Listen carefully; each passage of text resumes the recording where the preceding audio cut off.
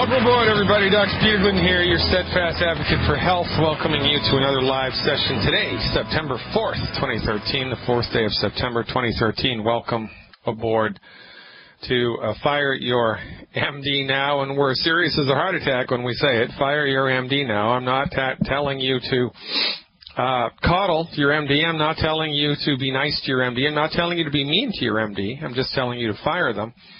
Why? Because they have nothing for you in the treatment of chronic disease except symptom-suppressive, dangerous drugs and surgical procedures, the result of which is only to manage the disease process. And they bring to the table an outdated, old-fashioned, pedantic, non-reality-based, inconsistent therapeutic philosophy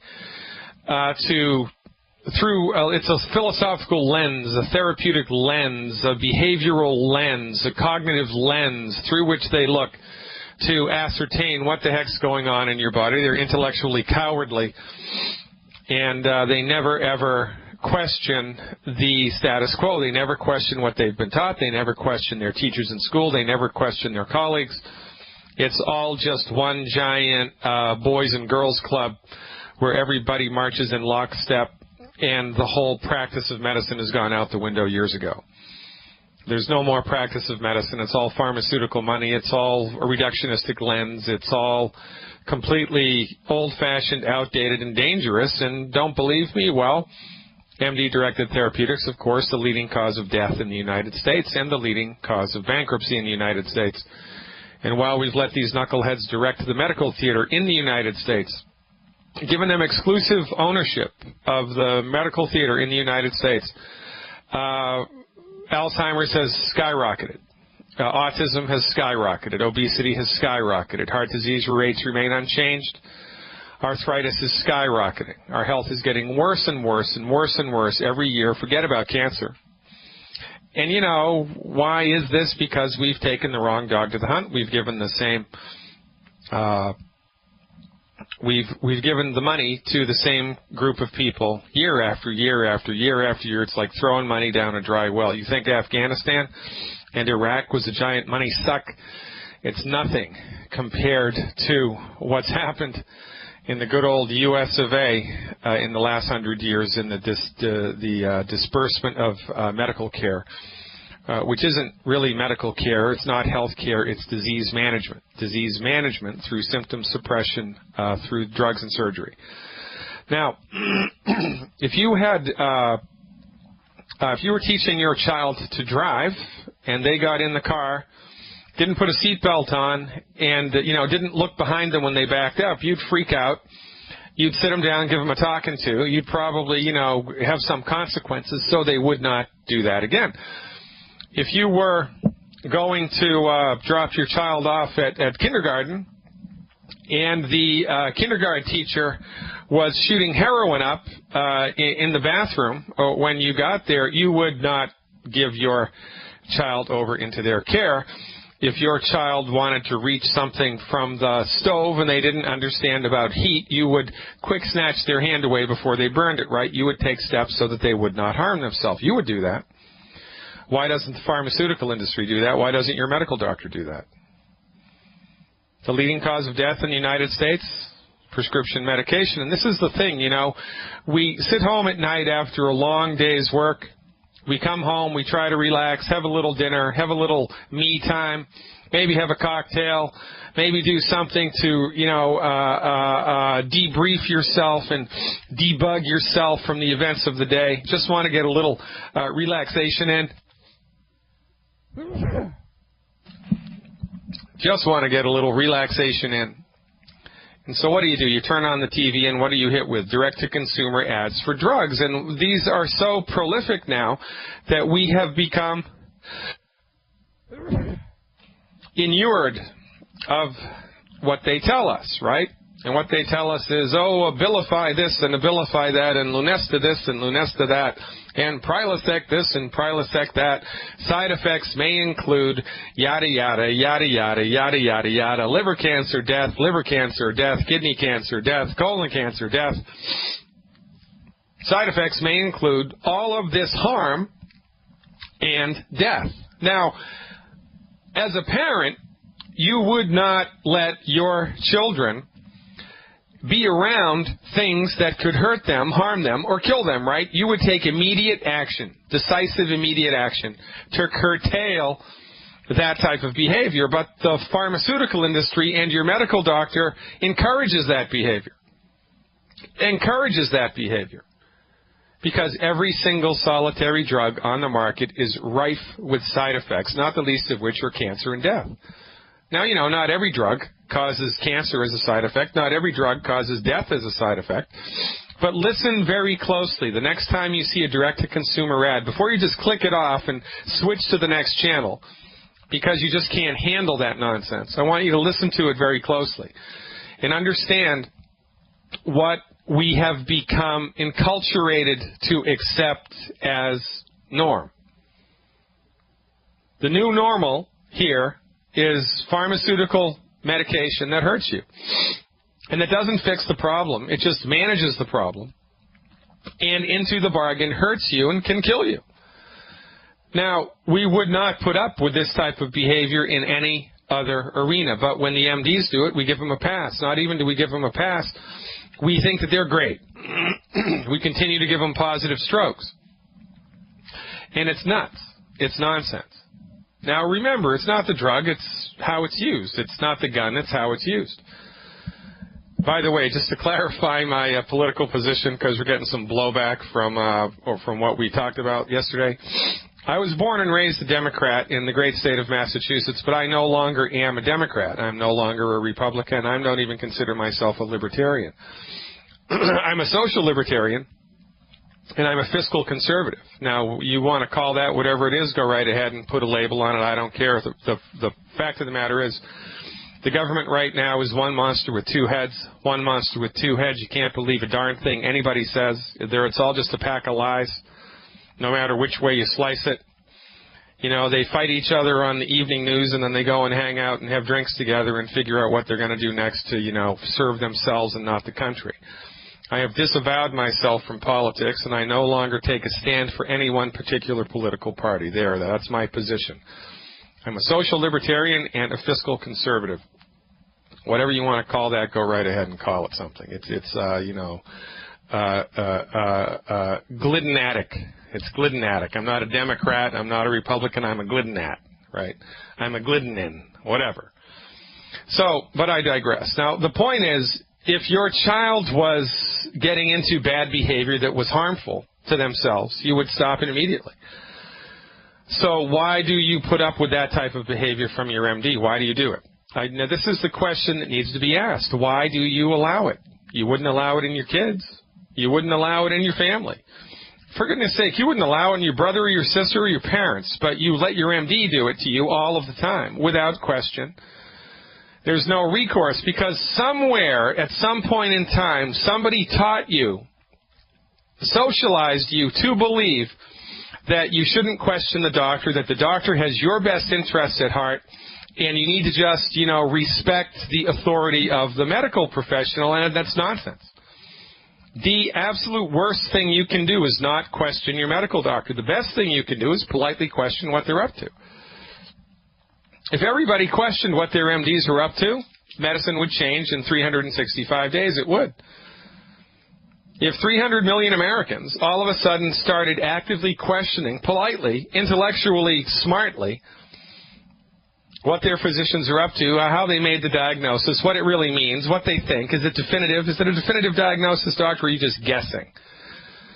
And if this drug that you're giving me isn't going to fix the problem, isn't going to cure the problem, what the heck's it going to do? And why can't you don't even know how to cure heartburn? Well, what? Where did you go to school? You can't even cure heartburn? I need some answers, buddy. I'm giving you tens of thousands of dollars a year just for the privilege of sitting at your feet. I want some answers. For goodness sake, if everybody did that, medicine would change here dramatically. But for some reason, they've got this lock on us. I mean, maybe there is a mind control machine that the Russians developed in the 70s. And, it's up in space and it's beaming down. Don't question the MD. Don't question the MD. Maybe there's subliminal advertising in the stuff we watch on TV and at the movies. I don't know. I just can't wrap my head around why we give these people as many passes as we do, as frequently as we do, without question. I mean, without question.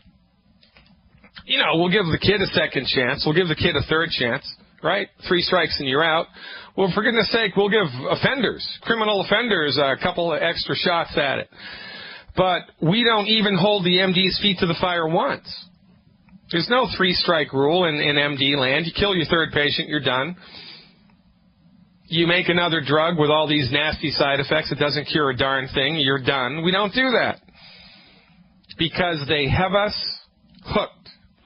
By hook or by crook, they've got us. Well, they don't have you. That's why you're listening to this radio show. But they have most of your fellow American citizens. They have most of your fellow European Union citizens.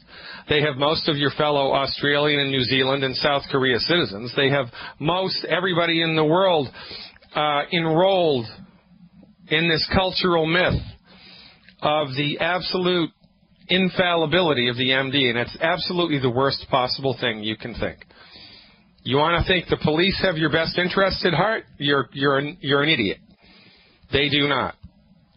That's another thing I'd like to talk about. So for goodness sake, how is it possible that cities all around the country can have all of this surveillance on citizens, all of these cameras watching everything that we do, got all the traffic lights and everywhere in the city, but when the police pull us over, we can't record what they do? Now, how is that? How the hell did that happen? It gets deeper and deeper and thicker the more you get into it. Ladies and gentlemen, I'm here to tell you, you don't have to be abrasive about it. You don't have to be mean-spirited about it, but you do need to be firm. Fire your medical doctor. Or if you can't bring yourself to do that, at least start asking them the hard questions. It's up to you. You are the leveraging point between health and disease, between wealth and poverty, and we're here to show you the way. I'm back after these messages. Stick around. Hey, welcome back, everybody. Dr. Peter Glidden here. Now, if you're watching the active video feed that you can find on YouTube, you can also find it on my website, fireyourmdnow.com. Just click on the radio tab, and there we are. If you were watching the video feed, I tried to mute it out for the radio audience, but I had a couple of sneeze attacks at the beginning of the last segment, the very first segment of the show. Now, I'm going to give you a little clinical pearl here. I'm going to tell you why that happened. Because I had unbelievably archaic, outdated, old-fashioned, juvenile medical care my entire life, and this man was very well respected in the community. I liked him very much. He was a very nice gentleman. He was like an old-fashioned country doctor. But he was an allopath and had no training, no experience, nothing, no knowledge about holistic anything, let alone even nutrition, nothing. Because I had no guidance in my life about how to keep the body healthy, like nobody has had. None of us get that unless you listen to this radio show. I ate all the wrong things all the time, and my body suffered from it in many different ways. One of the things that developed over, 40 years of doing all the wrong things were a blood sugar issue, right? Sometimes I'm right on the borderline with pre-type 2 diabetes. It's called metabolic syndrome. It's a problem for me, but used to be a problem for me. Now I handle it with longevity mineral supplements. But it's a weakness in my body. It's a weakness, right? And it's going to take maybe 5 or 6 more years for my body to recover from that completely with proper mineral supplementation and dietary stuff. So whenever I have anything that's overly sweet, I have an allergic reaction to it. And right before I sat down to do the radio show today, I threw down about 4 ounces of orange juice, fresh squeezed orange juice, straight from the juicer, pounded it down. A lot of fructose in that, a lot of sugar. It's natural sugar. I don't care. Watch my webinar on sugar, and the mist will fall from your eyes, because sugar is your friend. It's not your enemy. So a little bit of sugar, actually a lot of sugar, a concentrated form of sugar, all natural fructose, caused an immediate hypersensitivity allergic reaction, and I sneezed my head off for a couple times because of what I just drank. So the moral to this story is, the next time, if you're an allergy sufferer, the next time, or even if not, I mean, even if you're not an allergy sufferer, pay attention to how your body reacts to the immediate intake of certain foods. So look to see, especially if you're an allergy sufferer, you're going about your business and all of a sudden you have a full-blown allergy attack. Most people think, oh, I must have just driven through a pollen bank, or, oh, I must, a cat I must have been in this room a half an hour ago, or whatever. Well, often it's not the pollen or the environmental trigger. It's what you just had to eat or drink, but you miss it because you haven't been socialized to understand. You haven't been educated about it. So if you're an allergy sufferer, the next time you have an attack, quote unquote, I want you to write down everything that you just had to eat or drink. Even if it was a piece of Dentine, just write it down. And keep a running list. And, by the third time you have an attack, you'll be able to see the stuff on the list that's common, and you can eliminate those foods because those are triggers for your aches and pains, your allergy sufferers. It's the same if you're suffering with arthritis, if you have asthma, if you have eczema, if you have anything. Right? Whatever your chief complaint is, whatever it is, I don't care what it is, whatever your chief complaint is, look to see as you go down your life when your chief complaint flares up and becomes a bigger bad voodoo daddy, a bigger badder voodoo daddy, look to see what you just had to eat or drink. And, I'll bet you 25 cents right now that there's something that you're consuming that is capitulating the flare-up. But because it's somewhat of a delayed reaction, 5, 10, 15, 20 minutes later, you're going to miss it because you haven't been educated how to put these two things together. And this goes triply, quadruply so for kids that have behavioral trouble. If your kid's been diagnosed correctly or incorrectly with ADD or ADHD, or if they're just mean-spirited, prone to temper tantrums, little so-and-sos that, you just want to smack, but you can't, or they're like really spacey and like out of it and like what the heck is going on in that kid's head, look to see if there are behavioral aggravations, right? Exacerbations, increases in the negative behavior, whatever it is, after consumption of food or drink. Guaranteed there is. Guaranteed there is. But it's easy to miss because it's delayed by 5, 10, 15, 20, 25 minutes, right? So, but just look to see, because knowledge is power, and just by taking away 3, 4, 5 different foods from your little ADHD kid, they're all of a sudden a normal kid. It's a remarkable thing to witness. Ladies and gentlemen, there's so much to understand about how the body works. This is why that you haven't been told. This is why I encourage everybody to become a Dr. Glidden Insider. Go online. Sign up for my online health recovery service. You'll have access to over 100 hours of archived information just like this. It does not get any better than that. Going to Dana in Texas when we come back. Stick around. Hey, everybody. Welcome back. Dr. Peter Glidden here, September 4th, 2013. September 4th, 2013. If I had a boat, I'd go out on the ocean, and if I had a pony, I'd go out on the boat. That's Lyle Lovett from the great state of Texas, where we're going right now to talk to Dana. Hey, Dana, thanks for the phone call. You are live. Hey, Doc, can you hear me? You coming in loud and clear, girl. Okay. Actually, this is Shannon. And I'm sorry I got you in trouble yesterday. That's all right, Shannon. It's all good, girl. How are you? What's happening? I'm great. I have a friend on with me, Larry. Wait a minute. You have a friend? I do. My one friend, Larry. That's remarkable. All right, very good. Hey, Larry, what's going on?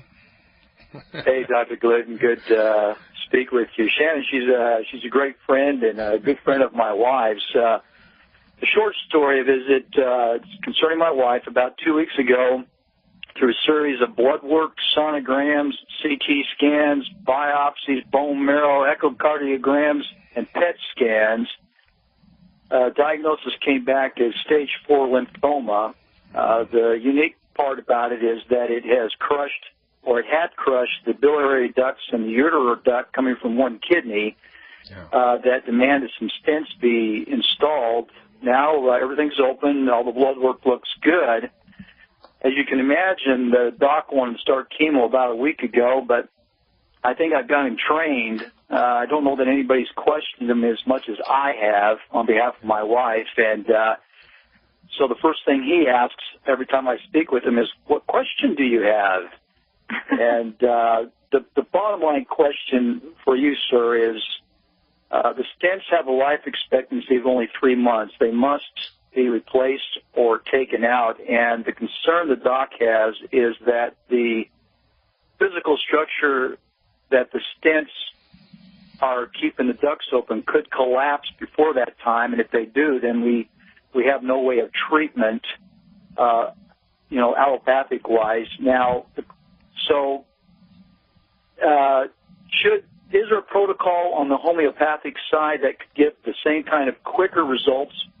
And then my wife and I go on with a lifestyle change, which we really are starting, or should we go the medical allopathic way just to get this thing knocked down and use a protocol to really keep her immune system healthy? Well, all right. So we're making all right. My heart goes out to you, man. You're not alone here in this regard. Hundreds of thousands of people, if not millions of people, every year come up against the cancer ghost specter, and it's a big bad voodoo daddy here and all around the world. And the MDs have completely failed us. I mean, we've given them almost $1 trillion, man, $600 billion to win the war on cancer, and we're not even close. I mean, just look at how many things they had to do with your wife just to nail down a definitive diagnosis. I mean, number one, they didn't need to do all that testing. They did all that testing because they had you by you-know-what once there was a presumptive cancer diagnosis. And when anybody has a presumptive cancer diagnosis, you'll let the doctor do anything that they want to. I doubt very much that they needed to do all of that diagnostic discovery, but they did. Because remember, you have gotten your little toe wet. Now, quite frankly, you're up to your waist in the waters of a for-profit runaway medical system here in the U.S., and you need to be very cautious moving forward, because if you give these guys a free rein, God only knows what they're going to do for you. So, hey, look, you're from Texas, man. So we just need to be, pragmatic and have some good old-fashioned cowboy common sense, right? So here's the deal. You need to ask the doctor, point blank, is the treatment that you're recommending curative? Is it going to cure the condition? If it's not going to cure the condition, what can I expect? And what can I expect in the positive realm, and what can I expect in the negative realm? And if your treatment generates negative results, what are you going to do to fix it? And what can I expect from that treatment? These are just common sense things. I mean, it's like if you wanted to drive your car, across Death Valley, you would take precautions, right? You put extra gas, you'd put extra water, you'd take precautions. You would be forewarned against such a dangerous undertaking. And, well, this is a dangerous undertaking, so you just need more information from these people. But these people are loath to give you more information because from their point of view, no matter how inferior or crappy or substandard their treatments are, it's your only option. Because as far as they're concerned, they are the kings of the hill, and nobody has anything else to bring into this discussion. So whatever they say goes, even though it might really just not be that great of a thing. And, they hold this in their minds. The way that they sleep at night is by thinking to themselves, well, it's the practice of medicine. And even though we're not going to cure this one, we're going to learn from what happens so that we can manage and better take care of the next patient that comes along. That's a kind of a pipe dream gone wrong. So most cancer patients in the United States are used as guinea pigs. So, but look, we just, no matter who you go to, right, whether it's the Surgeon General of the United States, me, or a shaman in the jungles of Brazil, you need to ask simple questions. Number one, is the treatment that you're recommending curative? If it's not curative, what can I expect? What can I expect in the positive vein? What can I expect in a negative vein? How much are you going to profit from this treatment? How much is the hospital going to profit from the treatment? If it were your wife, would you do it? And can I please speak to 5 patients that have had the similar diagnosis and undergone the treatment that you're recommending, because I want to see what the heck happened to them. I need to have a conversation with them about how it went for them. And am I going to need this? Is my wife going to need to sign a release that completely, disindemnifies the hospital from any damage that's done? You just need to get all of this information together, and then you'll be able to make the proper decision moving forward. Because, look, sometimes surgery is a good thing. Sometimes surgery is necessary. Sometimes surgery is beneficial. Chemotherapy never is. It's never beneficial. It never is. Never, ever, ever. It's never beneficial, nor is radiation. It's never beneficial. But they roll it out because it's all that they have. And from their point of view, cancer is uncurable. So, you know, if they can give your wife 2 extra months, then they've done a good job. But they're not going to lay it out to you like that. They're not going to tell you it like this. Because as far as they're concerned, if they really told you the way that it was, then, you know, it would cause you undue stress and psychological strain. And so they want to kind of, you know, keep you from that. So you have to hold their feet to the fire politely and just ask them straightforward questions. Now, we've got nothing for this. Now let's say that, you know, let's say that they put another stent in, or they do some radical lymphectomy, right? Where they take a whole bunch of these lymph glands out, and the passages, the blood vessels, and the circulatory things that were occluded are now no longer occluded because they removed the inflamed cancerous tissue. Well, that's a good thing. But your wife didn't get lymphatic cancer because she had lymphatics. People don't get breast cancer because they have breasts. Men don't get prostate cancer because they have prostates. So even if the surgical intervention is beneficial, it doesn't fix the root cause of the problem, and it's going to come back. See, this is the problem with cancer. It always comes back. And this is what the MDs they're not going to tell you. So they'll talk about a 5-year survivability. And this program is 87% successful. What they mean is 87% of the people who take it live for 5 years and then they die of cancer. But it's just so crazy up and down and inside and out. Really, you know, it sounds like you're a smart guy. I can tell by the sound of your voice that your heart's in the right place and that you're motivated to, you know, get this together and just understand what the heck is going on. So I think Shannon has a copy of my book. I wrote a short chapter on cancer. It has 10 questions that every cancer patient should politely ask their oncologist. I would encourage you wholeheartedly to ask them these 10 questions and see what their answers are. And then you'll be able to know, you know, whether the surgical thing is worth rolling those dice. Maybe it is in this case. But I'm telling you, it's not going to cure the cancer. It's not going to get to the root cause of it. It's not going to. Nor will any of their therapeutics, because this, as far as the scientific community is concerned, this type of cancer is uncurable, as most are. So now what we do, on the other hand, is we don't treat cancer because that's illegal.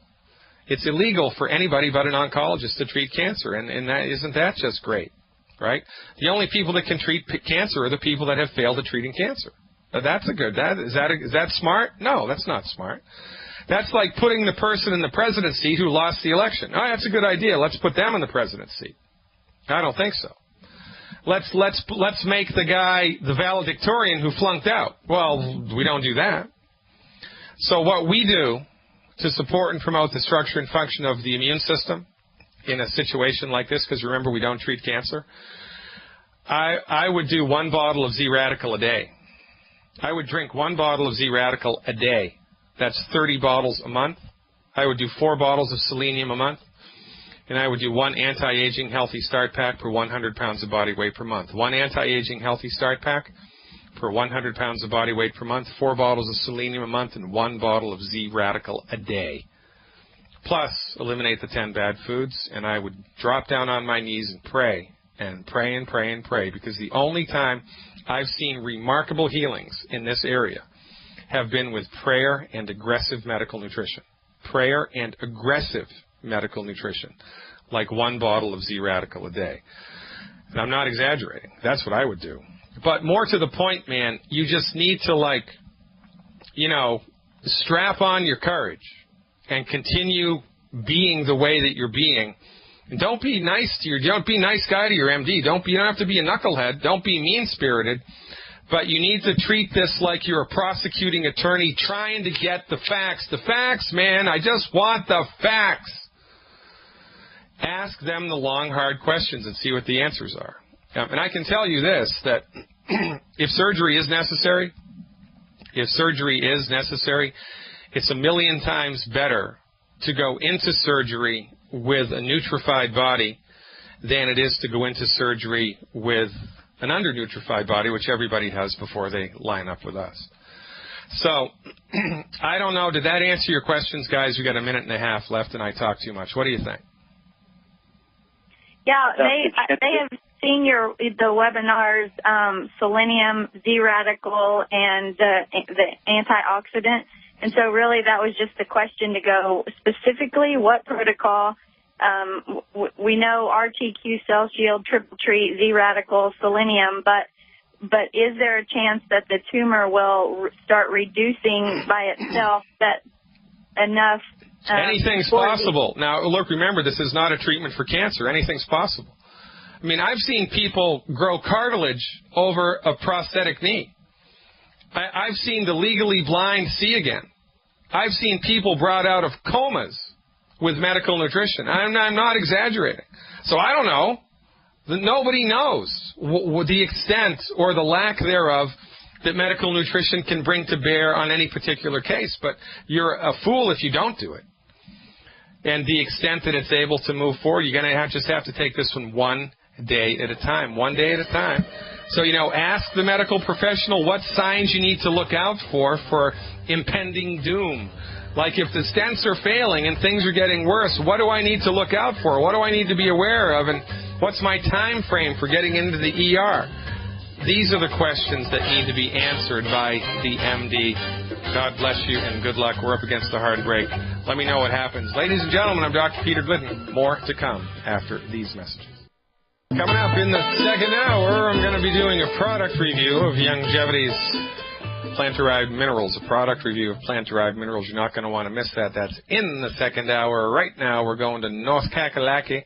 Going to go to North Carolina, where the weather is finer, and talk to Robert about a follow-up on the kidney function. Hey, Robert, thanks for the call back. You are live. Thank you, Dr. Glidden.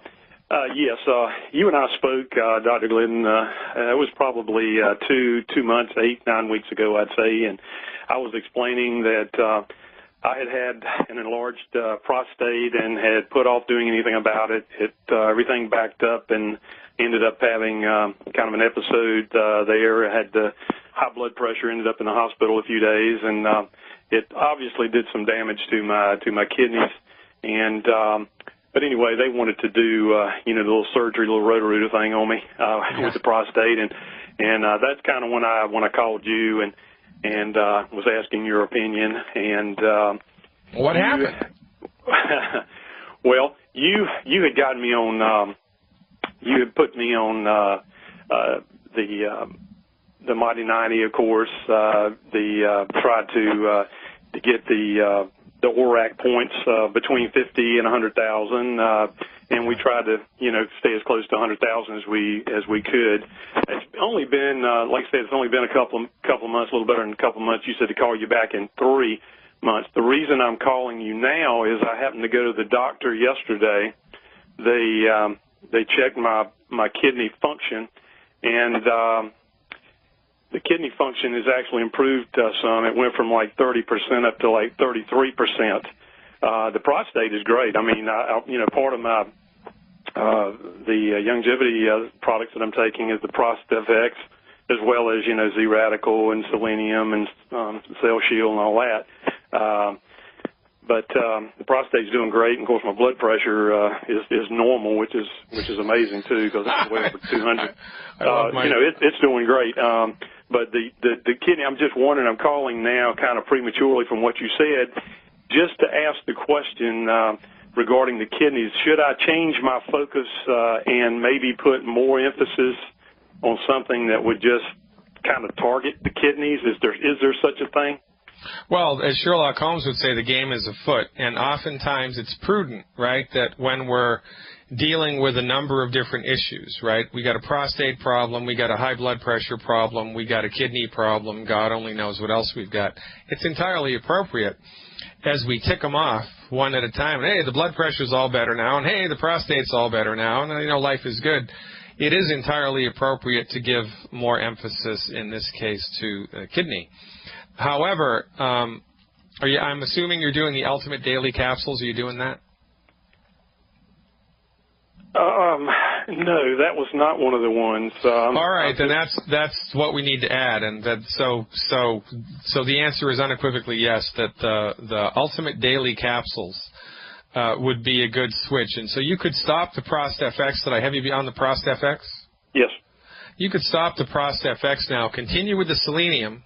Continue with everything else, right? The Mighty 90. Increase the ORAC. Stay with the selenium. But get one bottle of Ultimate Daily capsules. How much do you weigh, by the way, Robert? 185. Yeah, so get one bottle of the Ultimate Dailies and take 6 a day. 6 a day with meals. Now, the Ultimate Dailies are big suckers. They're the biggest, and it's a hard-pressed tablet. It's not a gel cap. So my advice to people when they take the Ultimate Daily capsules, and it's a longevity product, Longevity Ultimate Daily, stick the bottle in the freezer and then swallow the frozen capsules because they go down the hatch much easier if they're frozen. I want you to do 6 a day. You can do 3 and 3, or you can do 2, 2, and 2, whatever is easier for your lifestyle. It's better if you take that stuff with a meal. The Ultimate Daily capsules and time are going to be your best friends here. You can slow down on the Prost FX or even stop it completely. The selenium is mucho importante. You can't stop that. You can't stop the Mighty 90. And what have you been doing to get the ORAC up? We've got 40 seconds here. How have you done that? Well, we've we've taken the Cell Shield. We take that twice a day. Great. We've taken Z-Radical. Great. We've also taken the selenium, and we'd also done some of the chocolate too, which. Great. Well, don't neglect food, right? Switching from coffee to green tea, adding curry powder and cinnamon and walnuts and dark-skinned fruits. All of these things, of course, are high in antioxidants, and they're nice little add-ons to the nutritional supplement program that you're going on. You've got a great thing going on here, Robert. I would lean off of the Prost FX and go for the Ultimate Dailies and call me back in about a month. Thanks, buddy.